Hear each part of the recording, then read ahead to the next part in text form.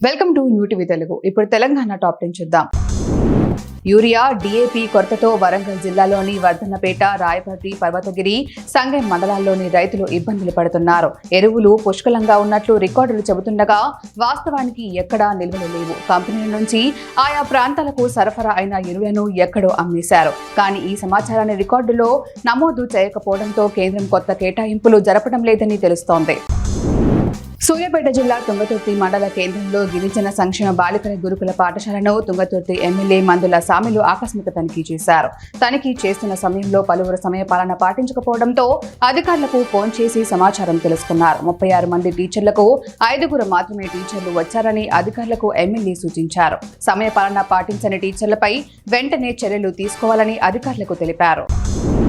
Attapur police station పరిధిలో SOT పోలీసులతో కలిసి విజిబుల్ పోలీసింగ్ నిర్వహించారు. ఈ సందర్భంగా ముష్క్ మహల్, నెక్లెస్ రోడ్, బారా ఇమార్, దర్గా, సెట్విన్ తదితర ప్రాంతాల్లో దాడులు నిర్వహించి పలువురిపై కేసులు నమోదు చేశారు. ముష్క్ మహల్ ప్రాంతంలో మురాటి ప్రభాకర్ తో పాటు మరో 2 కలిసి మద్యం సేవించడం, పేకాట ఆడుతున్న వారిపై కేసులు నమోదు చేశారు. ఎమ్మెల్సీ ఓట్ల లెక్కింపును కరీంనగర్లోని అంబేద్కర్ స్టేడియంలో నిర్వహించనున్నారు. ఈ సందర్భంగా పటిష్ట బందోబస్తు ఏర్పాటు చేసినట్లు కరీంనగర్ టౌన్ ఏసీపీ ఎన్ వెంకటస్వామి తెలిపారు. ఈ బందోబస్తుకు అడిషనల్ డీసీపీ అధికారితో పాటు 6 ఏసీపీలు, 18 మంది ఇన్స్పెక్టర్లు, 30 మంది ఎస్ఐలతో సహా మొత్తం 400 మంది పోలీసులతో బందోబస్తు నిర్వహిస్తున్నట్లు తెలిపారు. ఇటీవల దామరగిద్ద మండలం మద్దెల్ బీడు వద్ద రోడ్డు ప్రమాదంలో గాయపడి జిల్లా ఆసుపత్రిలో చికిత్సలు పొందుతున్న మద్దెల్ బీడుకు చెందిన ఈశ్వర్ అనే విద్యార్థిని ఎమ్మెల్యే చిట్టెం పర్ణికారెడ్డి పరామర్శించారు. ప్రమాదం గురించి కుటుంబ సభ్యులను అడిగి తెలుసుకున్నారు. ఆరోగ్యం గురించి వైద్యులను అడిగి తెలుసుకున్నారు. మెరుగైన వైద్యం అందించాలని వైద్యులను ఆదేశించారు. ఈ కార్యక్రమంలో నాయకులు పాల్గొన్నారు.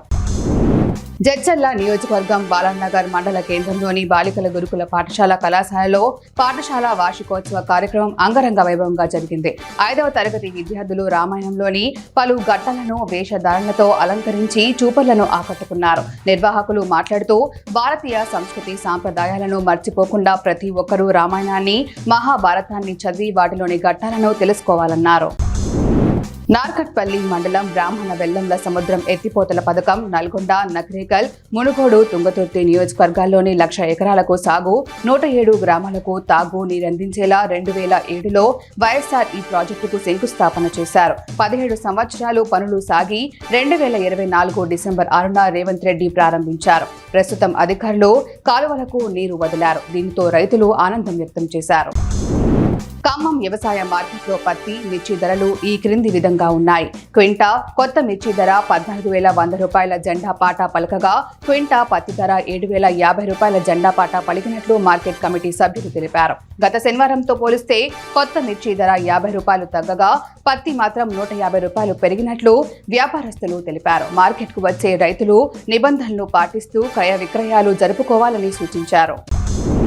వనపర్తి జిల్లా కొత్తకోట పట్టణంలో శ్రీ ధర్మశాస్త్ర అయ్యప్ప ఆలయ నిర్మాణం అంగరంగ వైభవంగా నిర్వహించారు.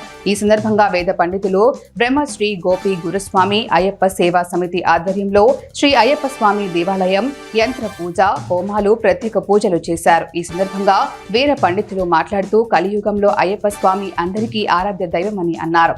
స్వామివారి ఆలయంలో నిర్మాణం చేసుకోవడం శుభ సూచకం అన్నారు. సిద్దిపేట జిల్లా పంట పొలాలకు నీళ్లు ఇవ్వాలని నారాయణరావుపేట మండలం లక్ష్మీదేవిపల్లి గ్రామంలో రైతులు రోడ్డు మీద ధర్నాకు దిగారు. కాళేశ్వరం ప్రాజెక్టు నుంచి నీళ్లు విడుదలకు డిమాండ్ చేస్తున్నారు. ఎండలు ఎక్కువ అవుతున్నాయి. పంట పొలాలకు బావి, బోర్ల నీళ్లు సరిపోతలేవు అని డ్యాం నుంచి నీళ్లు కోసం ఎదురు చూస్తున్నారు.